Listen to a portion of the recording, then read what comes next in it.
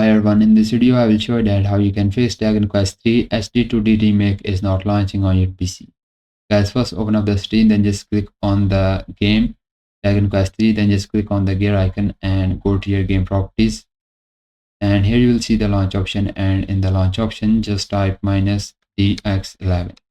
Once you type this command, now launch the game, then check problem is 6 or not launching, then just type here -dx12. Now launch the game, then check. Still not launching, then just type here -d3t11.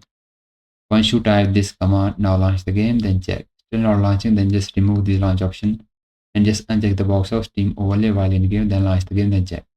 Now still not launching. If you have the Discord installed on your PC, then just open up the Discord, then just go to your Discord setting and just disable the Discord overlay, then launch the game, then check. Still not launching, then just go to the install files, click on the verify integrity of game files. Guys, it will take some time, so just wait for it, then restart the PC, then launch the game, then check. Still not launching, then just click on the browse option you are seeing on the top and just locate your game launcher or exe file of your game. So once you find your game launcher, so make a right click on it and go to its properties.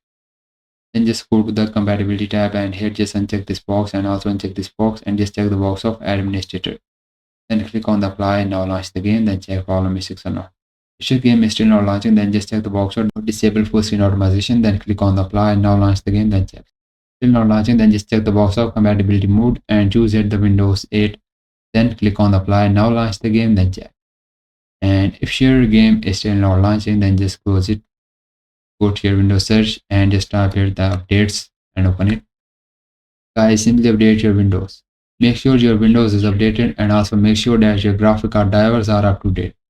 Guys, once you update your Windows or graphic card drivers, restart your PC, then launch the game, then check.